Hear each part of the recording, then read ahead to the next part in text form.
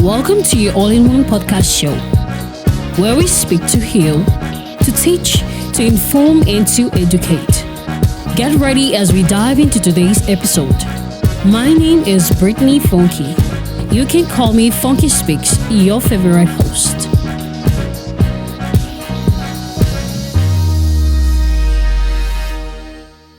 Welcome, everybody. It's a very wonderful time here. It's exciting in the house. I have someone very special.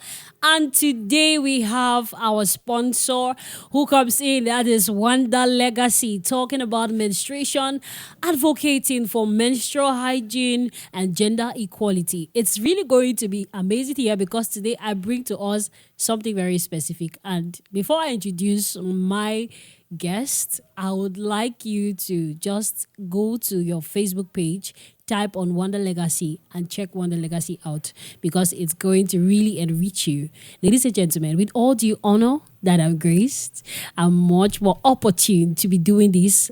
Let me make welcome my guest, Wanda Ruth. Wanda Ruth, welcome to the studio today. How are you doing? I'm fine. Thank you for having me, Britney. It's an honor to be on your podcast show. I'm so excited and happy to be here. I see from your face and your smile. It tells a lot. Today, we're going to be talking about really something dynamic. But before I say it, I would like Wanda Ruth to introduce herself. Let her tell us who she is. I think we want to know who Ruth is. Yes, Ruth, we want to know who you are. Okay. Okay, I am Wanda Ruthy. I am Wanda Thriller Ruth, popularly known as Wanda Ruthy, the founder of Wanda's Legacy Foundation, which has to do with menstrual hygiene and gender equality. I am also an accountant and a student studying accountancy. I am into personal development and mentorship and relationship counseling as well. The relationship part, that is very exciting because today we're going to be talking about the relationship. The relationship. When they say every ship, there is a call for us to relate. So we're going to talk about the ship that has relationships, right? Exactly. Ruth, in today's world, what was boiling before I brought this topic into place, because we see a lot of people getting into relationships, but then we see a lot of people still getting out of relationships. Every day people are getting into relationship and other people are breaking out of the relationship. So I'm really bothered. What could be the cause? But before that, I would like us to know what is a relationship. To you as a relationship counselor, what is a relationship? Okay, to me, I would say a relationship is a point of connection. Like what connects two people together. It can be love, it can be lust, it can be feelings, it can be commitment. It all depends on what brings two people together. That's a relationship to me. Wow. What brings two people together? Particularly, we're talking about erotic relationships here. We're talking about the love that we love, not the agape. The love that we love. Yeah, the love that we love. You know, it has to do with feelings and emotions. You know, defining a relationship, to me, I always want to know what is a relationship. This is where two people come together with maybe common goals, maybe something opposite that attracts each of them, yes, together.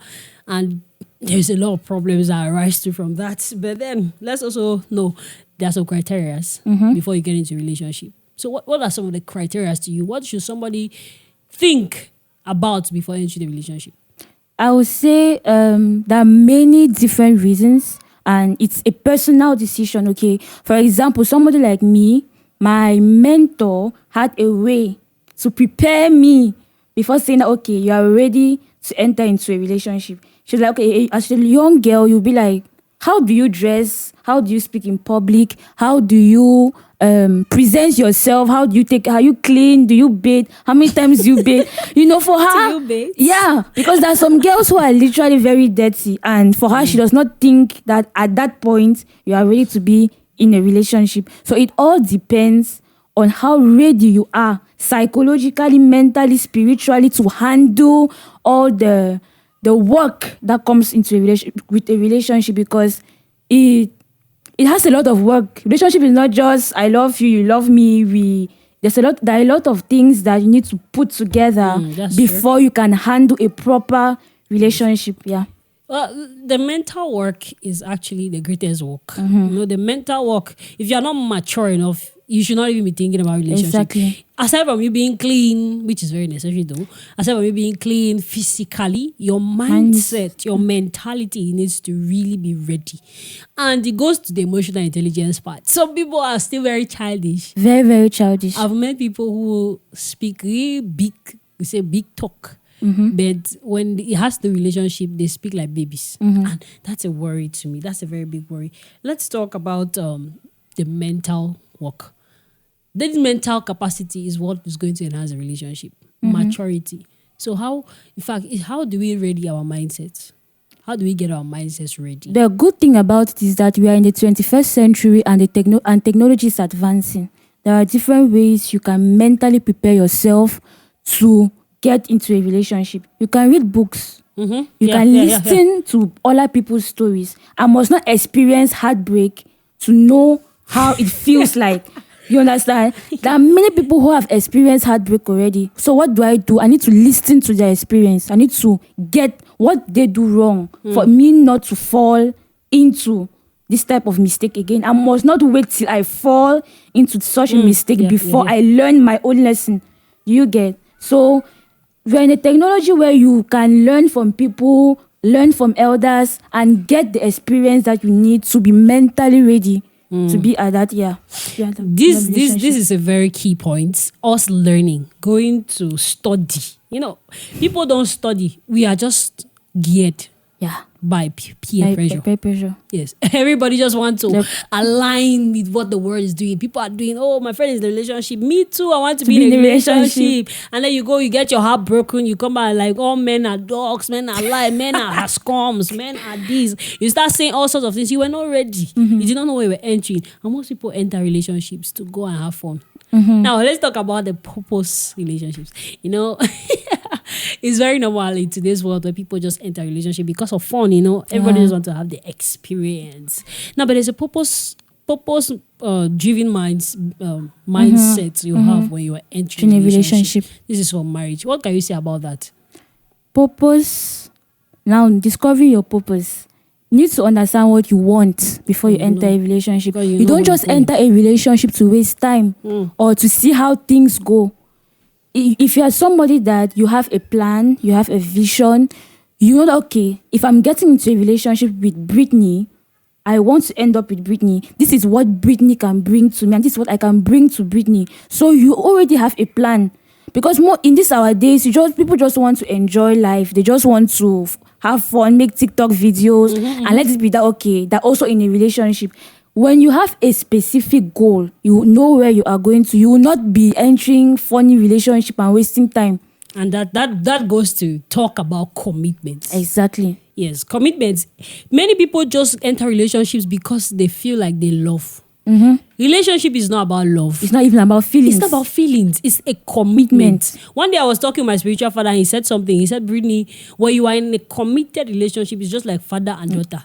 There are expectations your father have of you. You cannot just denounce yourself of being a daughter. Exactly. You cannot. There are times that you feel like I'm emotionally disturbed, but you have to do the work because your father expects something from you. This is how a relationship works. It's transactional. Exactly. The commitment is there. There are times you don't feel like even loving. But you have to. You have to be there. Because a commitment. So I used to have a problem where people just like, I fell out of feelings. Feelings will fail. Feelings sometimes fleet. Yes. People have spent more than 40 years in marriage. It's not as if every day the love is there. It's not as if every day they feel like the same love that they started the marriage with is still there. The thing is that they are committed. They decided to be together forever.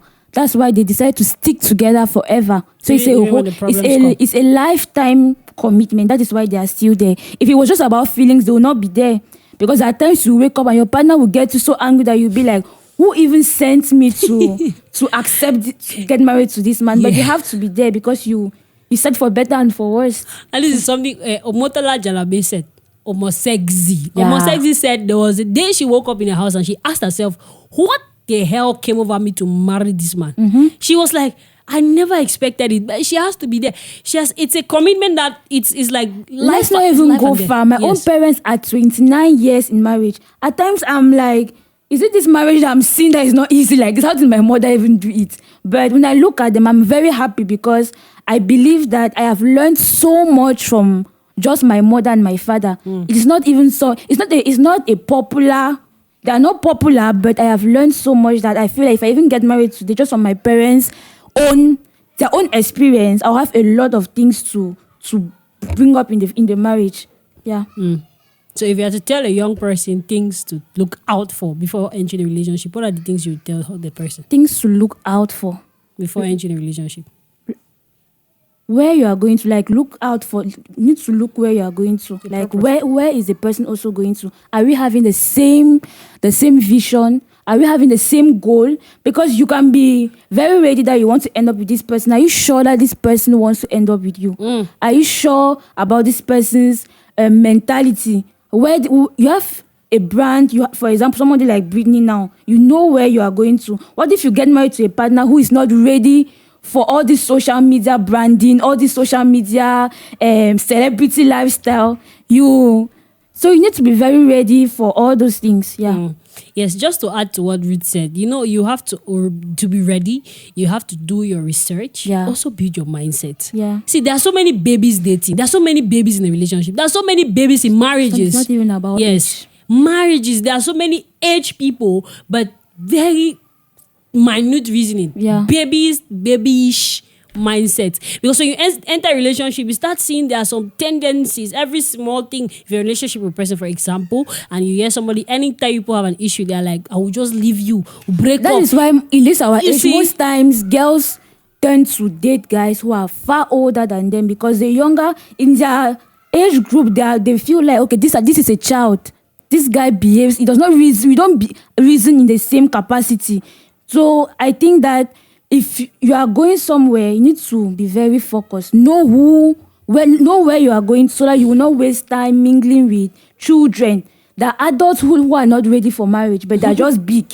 They're just big with age, but their mentality is still very childish. That's amazing, Ruth. I think with these people will have a lot to say. But before we go, today I don't want to make the podcast really long because this is a very broad topic. Yeah. We will come with it again. You see, I want us to talk about vulnerability. See finish. See finish. Anytime we see people or hear people talk, they're like see finish. People don't see finish. When they have see finish, there's nothing they expect more. You have sex with the person, they have see finish. You have a bad character, they see finish. You have your mouth is smelling, see finish. You don't bathe, see finish. And now this also brings me to that point where I see people, this is vulnerability. Vulnerability, before I define it, I want you to talk, what does vulnerability mean to you? Vulnerability to me is maybe allowing yourself to, when you fall, being ready to learn, unlearn and relearn. I think when you are vulnerable, it means that you can fall and somebody corrects you because it does not make you perfect actually. I think being vulnerable does not make you perfect. I get that's also a good point. To me, vulnerability is your ability to really show who you are. Yeah.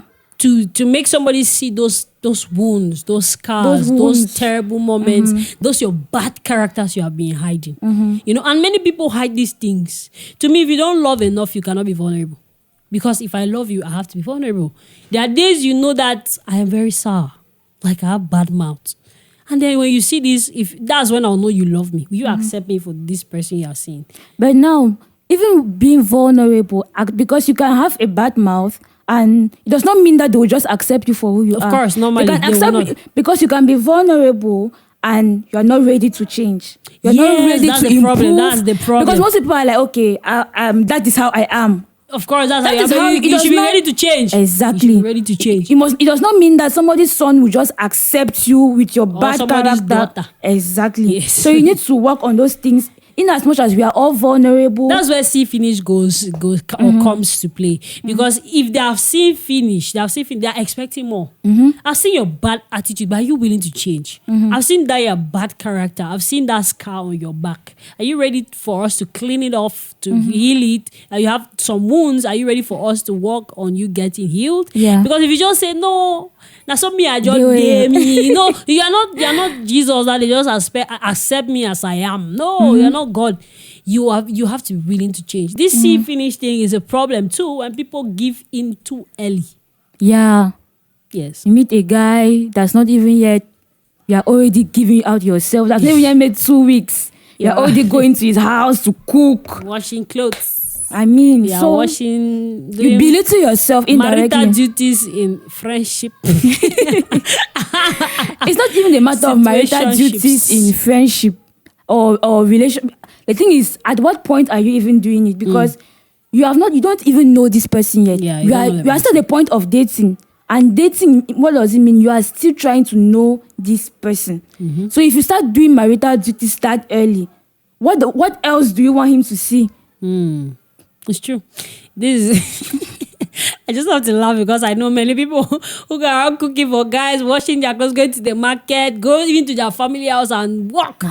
You say you're working Bambi for somebody that you're not even sure will come for you. So don't give in too early. And lastly, what is the age you want to tell people to get into a relationship? What age do you think is appropriate for people to start dating?